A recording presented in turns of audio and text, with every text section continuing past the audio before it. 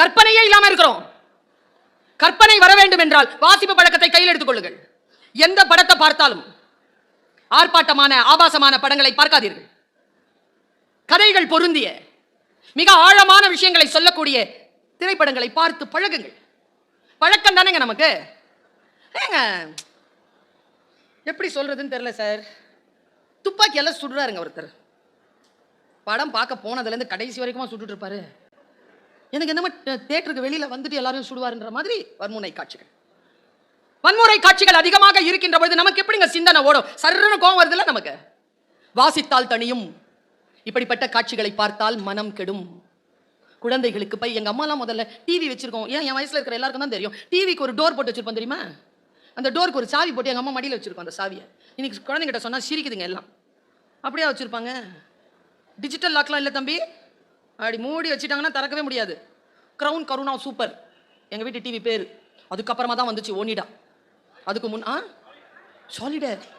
Crown கருணா சூப்பர்ங்கிறது Solidaire TV, அது கரெக்ட். ஆனா நான் ஒன்று சொல்லட்டுமா சார், இந்த யூத் இருக்குல்ல, நம்மளை விட உயர்ந்தது சார். அதுங்களை நான் பாராட்டுறேன். ஏன் தெரியுமா? நான் வழிகேடு ஆகாம ஒழுக்கமா வளர்ந்ததோ, நீங்க வழிகேடு ஆகாம ஒழுக்கமா வளர்ந்ததோ பெரிய மேட்டரே கிடையாது. நம்ம வயசுல நமக்கு என்ன சார் கிடைச்சது?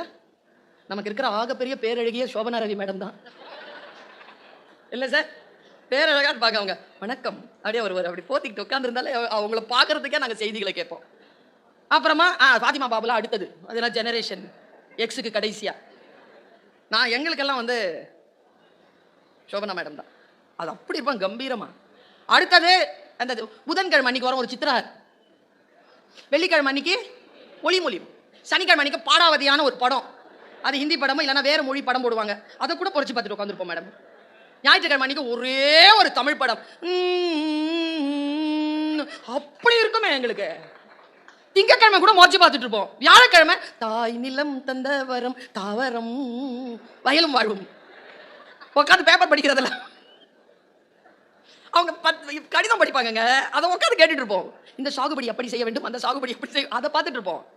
நமக்கு ஒண்ணுமே இல்லாம, வாழ்க்கையில எந்த என்டர்டெயின்மெண்ட்டும் இல்லாம, வெறும் பாக்கெட் நாவல்களையும் இந்த தொலைக்காட்சியில் இருக்கக்கூடிய 4-5 நிகழ்ச்சிகளையும் மட்டுமே கொடுத்த இந்த சமூகம் என்ன ஒரு PhD-யான ஒரு பேராசிரியராக உயர்த்தி இருப்பது பெரிய விஷயம் இல்லை.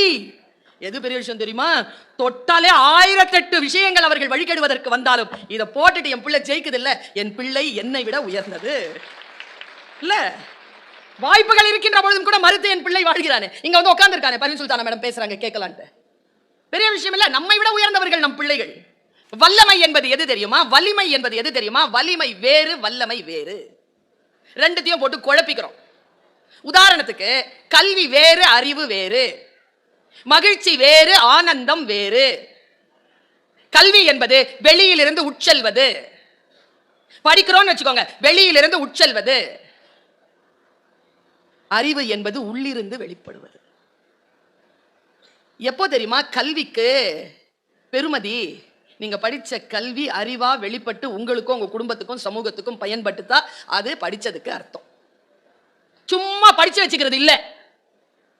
பொண்ணு என்னங்க படிச்சிருக்கு? பிகாம், பையன் MBA. ஒன்னும் தெரியாது. இன்விடேஷன்ல இருக்கும் சோ அண்ட் சோ என்கின்ற பிகாமுக்கும் சோ அண்ட் சோ என்கின்ற MBA-வுக்கும் கல்யாணம். படித்த படிப்பு பயன் பெற வேண்டும். இப்போ கல்வி வேறு, அறிவு வேறா? மகிழ்ச்சி என்பது வெளியிலிருந்து உட்செல்வது, ஆனந்தம் என்பது உள்ளிருந்து வெளிப்படுவது. ஒருவர் ஆனந்தமாக இருக்கிறார் என்றால் அவர் உள்ளிருந்து ஆனந்தமாக இருக்கிறார் என்ற அர்த்தம். மகிழ்ச்சி என்பது தேடி அலைவது, இருக்கின்ற இடத்திலிருந்தே முழுமை பெறுவது ஆனந்தமாக இருக்கக்கூடியவர்களுக்கு சாத்தியம். இதே போல்தான் வலிமை வேறு, வல்லமை வேறு. மரம் இருக்குல்ல, அது வலிமையானது. புல் இருக்குல்ல, அது வல்லமையானது.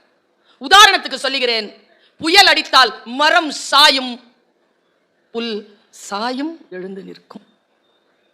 ஆற்றங்கரை ஓரத்திலே அசைந்து நிற்கும் நாணலது காற்றடித்தால் சாய்வதில்லை, கனிந்த மனம் வீழ்வதில்லை. அந்த வல்லமை தேடித்தான் இன்றைக்கு என் பேச்சு அமைகிறது. பேச்சை கவனமாக வாங்கி வைத்துக் கொள்ளுங்கள். பேசக்கூடிய எல்லா பொருட்களும் உங்களுக்கு பயன்பாடு இல்லாததாக இருக்கலாம். ஆனால் ஒரு புத்தகத்தை வாசிப்பது போல 400 பக்க புத்தகம் இருக்கும். 382வது பக்கத்துல 4வது பத்தியில 3வது வரி நமக்காக இருக்கும். அந்த 382 பக்கத்தையும் நாம படிச்சுதான் ஆகணும். அப்போதான் அந்த பகுதியை நாம் அடைய முடியும். கவனமாக கேட்டுக்கொள்ளுங்கள். பேசுகின்ற எல்லா பொருட்களும் உங்களுக்கு தேவையில்லாமல் இருக்கலாம். ஆனால் இந்த சில நிமிடங்களில் ஏதோ ஒரு சொல் மின்னல் வெட்டுவது போல் உங்களுக்காக வந்து விடலாம். வெறும் சொல் இருக்குல்ல, நிறைய பேரை பார்க்கிறேன். இன்னைக்கு இருக்கிற ஜெனரேஷன்ல நிறைய பேரை நான் பார்க்கிறேன். இந்த சின்ன பிள்ளைங்க இருக்கிறீங்கல்ல, அவங்க கிட்ட எல்லாம் ஒரு பிரிவிலேஜ் எதிர்பார்க்கறீங்க. நான் சின்ன பிள்ளை தானே, என்ன வயசு உனக்கு? எனக்கு 17 வயசு தான் ஆகுது. 17 வயசு சின்ன பிள்ளையா?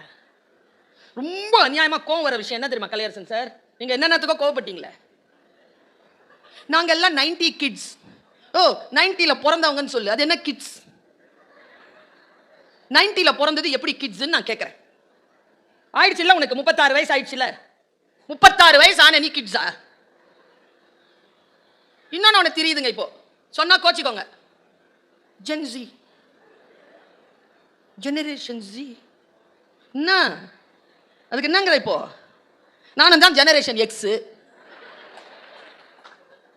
இந்த 90ல பிறந்ததுங்க எல்லாம் ஜெனரேஷன் ஒய். நீ பிறந்த 2000ல, அதனால ஜெனரேஷன் செட்.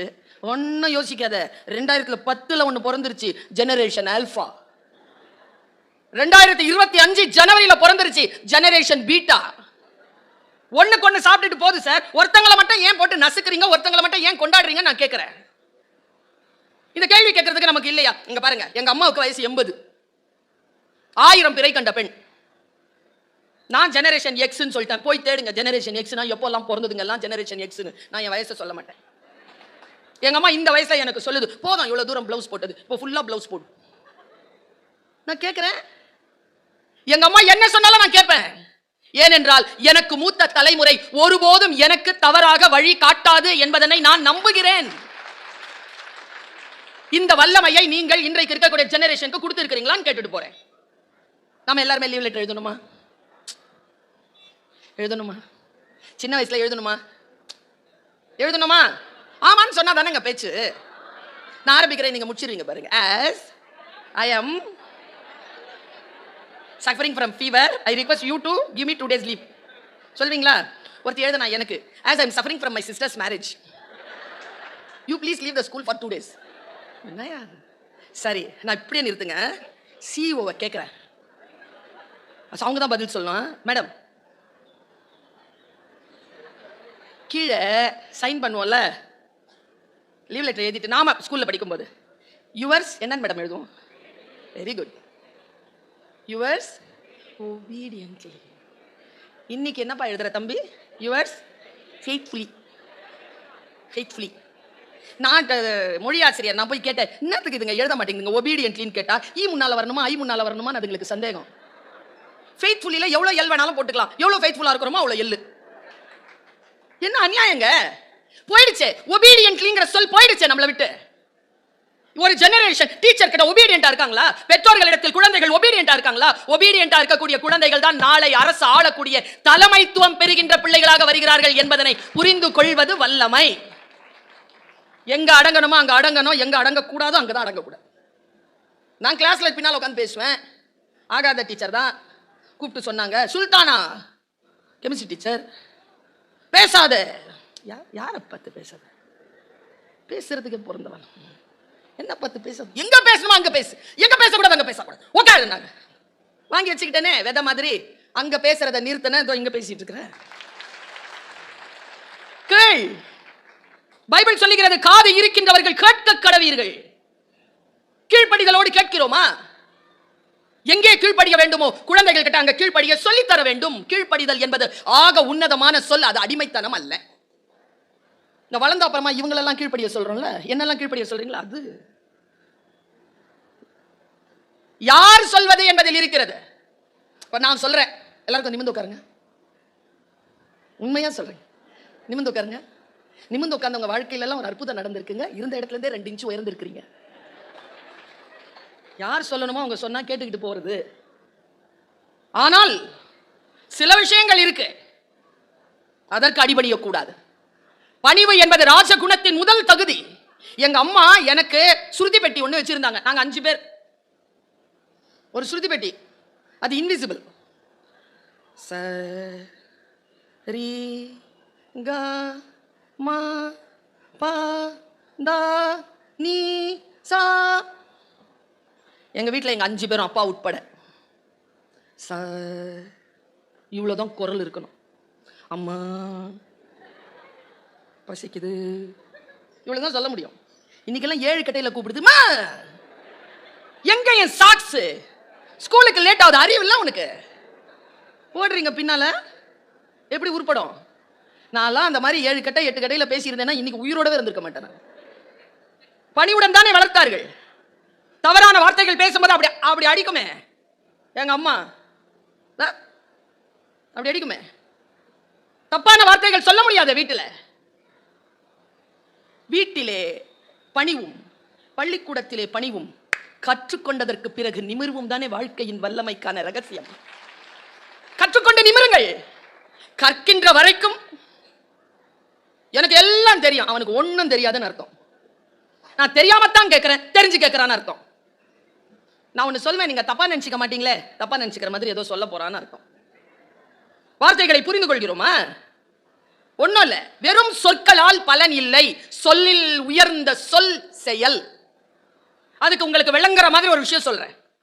நம்மில் பல பேருக்கு சொல் போதுமானதாக இருக்கிற, முக்கியமா இந்த பொம்பளைங்க ஜென்மம் இருக்குதே, சொல் போதுமானதா இருக்கு. அதில் தான் சிக்கி சீரழிஞ்சு போயிட்டோம். நீ ரொம்ப அழகா இருக்க, நீ ரொம்ப நல்ல பொண்ணு தெரியுமா, நான் என்ன சொன்னாலும் நீ நம்புற, என் மேல அன்பா இருக்கிற, என் கஷ்டம் என் நஷ்டம் எல்லாத்திலையும் துணை நிற்கிற, உனக்குன்னு நான் எதுவுமே செஞ்சதில்லை. நான் முக்கியமாக சொல்லிக்கிட்டே இருக்கேன் சார், பல நாட்களாக சொல்லிட்டு இருக்கிறேன். இந்த புருஷமான்க இருக்கிறீங்களா, கோச்சிக்காதீங்க. மனப்பாடமாக பேசுறீங்க உங்கள் ஒய்ஃப் கிட்ட 20 வருஷம் 25 வருஷம் 30 வருஷம் 35 வருஷமா திருந்தவே மாட்டியா? நீனா டீச்சரா, நானா கொஸ்டின் பேப்பரா, இல்லை ஆன்சர் ஷீட்டா? குரானிலே ஒரு வார்த்தை இருக்கிறது, உன் மனைவி உன் விலா எலும்பிலிருந்து உருவப்பட்டவள். விலா எலும்பு வளைவாகத்தான் இருக்கும், அதை நேராக்க முயற்சி செய்யாதே, உடைந்து போவாய். எவ்வளவு ஞானமான வார்த்தை அது! என் இயல்பில் இருந்தால்தான் குடும்பம் குடும்பமாக இருக்கும். பாதிக்கப்பட்டவர்கள் ஆர்ப்பரித்து கை தட்டுகிறார்கள், பயந்து போய். கூட வீட்டில் ஆள் வரல, ஆள் வந்ததெல்லாம் கம்முன்னு இருக்குது, வீட்டில் போய் இடிச்சு காட்டும், அவங்க சொன்னாங்கல்ல அப்படின்ட்டு. பாருங்க, வெறும் சொற்களால் பலன் இல்லை. நான் 8ஆம் வகுப்பு படிக்கின்ற பொழுது எனக்கு வந்து சேர்ந்த ஒரு சிறிய நிகழ்ச்சியை சொல்லு. நீங்க நினைக்காதீங்க, என்னை உங்கள் எத்தனை பேருக்கும் எத்தனை நாட்களாக தெரியும்யா? தம்பி எத்தனை வருஷமா தெரியும் கண்ணு? 3 மாசமா 4 மாசமா? அப்புறம் உங்களுக்கு 5-6 வருஷமா தெரியும். 5-6 வருஷமா தெரியும். 5 வருஷம் 2 வருஷம் 3 வருஷம் 3 ஒரு விஷயம் சொல்லவா? தம்பிக்கு சொல்றேன், 3 மாசமா என்ன மொபைல்ல தெரியும்னு சொல்றான்ல தம்பி, நான் 29 வருஷம் 9 மாதம் உன் மொபைலில் வந்து உன் கவனத்தை ஈர்ப்பதற்காக உழைத்திருக்கிறேன். 29 இயர்ஸ். 5 வருஷம் சொல்றீங்களே, 25 வருஷத்துக்கு முன்னால நான் உழைச்சிருக்கேன். கால்கள் வீங்க வீங்க. நீங்கள் எல்லாம் நான் இருக்கும் இடத்தில் வந்து என் பேச்சை கேட்பதில்லை, நீங்கள் இருக்கும் இடத்திற்கு நான் வந்து பேசிக் கொண்டிருக்கிறேன். ஒரு பெண்ணாக புலம் பெயர்ந்து போய் பேசுவது என்பது எவ்வளவு பெரிய சவால் என்பது பெண்ணாக இருந்து பயணம் செய்தால் புரிந்து போகும். ஊரை வச்சிருக்கிறீங்க ராமநாதபுரம், இருக்கிறது இல்லையே கடைசி. நான் கிளம்பி வரணும், அங்கிருந்து வரேனா இல்லையா? உங்களுக்காக வரேனா இல்லையா? அதனால்தான் உங்கள் வரைக்கும் வந்து சேருகிறேன். உழைக்க தயாராக இருக்கிறார்களா? எல்லாம் அப்படி சீக்கிரமா கிடைச்சிடணும்னு நினைக்கிறாங்க. அவ்வளவு சீக்கிரமா கிடைக்குமா? வாழ்க்கையில் உழைப்பு, தொடர்ந்த உழைப்பு. ஒண்ணும் இல்ல, நமக்கு இன்றைக்கு முதலமைச்சராக வந்து உட்கார்ந்து இருக்கிறாரு, அவருடைய வாழ்க்கை வரலாறு கொஞ்சம் திருப்பி பாருங்க. இந்த 4 வருஷமா தான் அவர் வந்து நிக்கிறார், சிம்மாசனத்தில் உட்கார்றார். அதற்கு முன்னால் ஒரு 3 ஆண்டுகள் 4 ஆண்டுகள் இருந்திருப்பாரா? அதற்கு முன்னால் ஆன அவருக்கு 72 வயது. அதற்கு முன்னால் இருக்கக்கூடிய 60 ஆண்டுகள் உழைப்பு உழைப்பு உழைப்பு, தொண்டு உழைப்பு. வந்து உட்கார்ந்துட முடியாதுங்க. நான் ஒன்னு சொல்றேன், நீங்க வீட்டில் எழுதிப்பாங்க, அது பகையாளியோ உறவாளியோ, உழைப்பு இல்லாமல் ஒருவன் சாதனை படைக்க முடியாது, ஒருவன் வரலாற்றிலே இடம் பெற முடியாது. முதல்ல இதுல நீங்க முடிவாருங்க. உங்களுக்கு பகையாளியாகவே இருக்கட்டும், தொடர்ந்த உழைப்பு இல்லாமல் அவன் சாதனையாளராக வர முடியாது. ஒரு இரவு ஒரு பகலில் வந்து நிற்க முடியாது.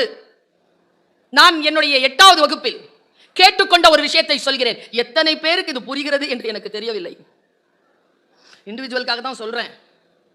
இந்த டைலாக சொல்லிட்டு சொல்றேன். பாலைவன ரோஜாக்கல்லா சார் தெரியல என்ன படம்னு, அது ஒரு டைலாக் வரும், வாகை சந்திரசேகர் தான் சொல்வார்னு நினைக்கிறேன். சரியா இல்லைன்னா தப்பா இருந்தா மாத்திக்கணும். நான் யாருக்கு புரிகிறதோ இல்லையோ சுபத்ரா, உனக்கு கூடவா புரியவில்லை. ஒருதலை ராகமா? இந்த வேற ஒண்ணு சொல்லுது. ஒரு டேட்டாவை கரெக்டா கொடுக்குறீங்களா? கலையரசன் சொல்லிட்டார் ஒருதலை ராகம் தான். அந்த டைம்ல நான் ரொம்ப சின்ன பிள்ளை, அதனால அந்த படம் பார்க்கல. அவர் வேற ஏதோ ஒரு படம் சொல்றாரு. போங்க சார், டயலாக் தான் முக்கியம். யாருக்கு புரிகிறதோ இல்லையோ, சுபத்ரா உனக்கு கூடவா புரியவில்லை. இதை சொல்லிட்டு இந்த விஷயத்தை சொல்றேன். நீங்கள் எல்லாம் தான் சுபத்ரா, கேட்டவள் நான். யாருக்கு புரிஞ்சாலும் புரியலனாலும் உனக்கு கூடவா புரியலன்னு கேட்கிறேன். பாருங்க, என் வாழ்க்கையை மாற்றிய, அது ரொம்ப கொஞ்சம் சிரமம், புரிஞ்சுக்கோ. ஒரு பெரிய புறாவை வளர்த்துட்டு இருந்தான், ஒரு கூட்டத்தை ஒருத்தன் வளர்த்துட்டு இருந்திருக்கான். ரொம்ப உயிர் அந்த புறாக்கள் மேல. அந்த மாதிரி ஒரு படம் கூட வந்துச்சுன்னு நினைக்கிறேன், அதான் நான் பார்த்தேன். இப்போ இஸ்ரோவுக்கு ஒருத்தர் புதுசா பொறுப்பெடுத்திருக்கிறாரு.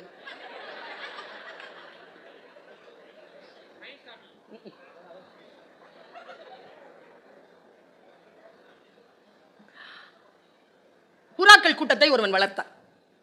புறாக்களுக்கு சொல்லி தந்தான், வேட்டைக்காரர்கள் சூழ்ந்திருக்கிறார்கள், நீங்கள் எல்லோரும் கவனமாக இருக்க வேண்டும். எல்லாருக்கும் சொல்லி கொடுத்தான். என்ன? எல்லாரும் மொத்தமா சொல்லுங்க. நான் எல்லா புறாவும் மொத்தமா சொல்லுச்சு. 4 டைலாக், 4 வரி சொல்லுங்க பாப்பா. எல்லாரும் சொன்னாங்க. வேடன் வருவான், இறை தூவான், வலை விரிப்பான், சிக்கிக்கொள்ள மாட்டோம். சொல்லுங்க, எல்லாரும் சொல்லுச்சு. வேடன் வருவான், இறை தூவான், வலையை விரிப்பான், சிக்கிக்கொள்ள மாட்டான். அவன் போய் படுத்தான். எல்லாம் சத்தமா சொல்லிட்டு இருக்குது. வேடன் வந்தான். வேடன் வருவான் அப்படின்னு வேடன் கொஞ்ச நேரம் நின்னான். இரையை தூவான், கவனமா பார்த்தான். வலையை விரிப்பான், அலர்ட், சிக்கிக்கொள்ள மாட்டோம். கிட்ட போனா ஒண்ணும் இல்லை, அதே டைலாக் சொல்லுச்சு. வேடன் வருவான், நான் தான் வந்துட்டேனே. இரையை தூவான், பேக்ல இருந்து விதை எடுத்து போட்டான். எல்லாம் கொத்திக்கிட்டே சொல்லிச்சுங்க. வலையை விரிப்பான், வலையை விரிச்சான், சிக்கிக்கொள்ள மாட்டோம், சிக்கிக்கிடுச்சு. எல்லாம் தூங்கிட்டு இருந்த முதலாளிக்கு கேக்குது, அதுங்க சொல்றது கேக்குது. வேடன் வருவான், இறை தூவான், வலை விரிப்பான், சிக்கிக்கொள்ள மாட்டோம். சூப்பர், எல்லாம் ஒழுங்கா இருக்குதுங்க. தூங்கி போனான். முழிச்சு பார்த்தா சத்தம் வால்யூம் குறைவா இருக்குது. வேடன் வருவான், இரையை தூவான், வலையை விரிப்பான், சிக்கிக்கொள்ள மாட்டோம். போய் குரல் மறைஞ்சு போச்சு. ஏன்னா மொத்தமா தூக்கிட்டு போயிட்டான்.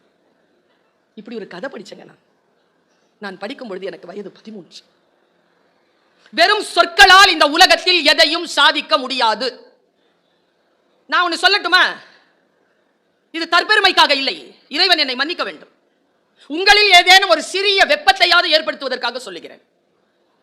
வாழ்க்கையில் இன்று இருப்பது போல் நாளை இருக்காதீர்கள். கொஞ்சமாவது உயர்ந்து காட்டுங்க, கொஞ்சமாவது உயர்ந்து காட்டுங்க. நான் 10th ஸ்டாண்டர்ட்ல 58 மார்க் தான், செகண்ட் கிளாஸ். இப்போ கூட எழுதும்போது 10th ஸ்டாண்டர்ட் செகண்ட் கிளாஸ்னு எழுதுறேன். ஆனா யூனிவர்சிட்டி முடிக்கும் போது யூனிவர்சிட்டி ரேங்க் ஹோல்டர் நான்.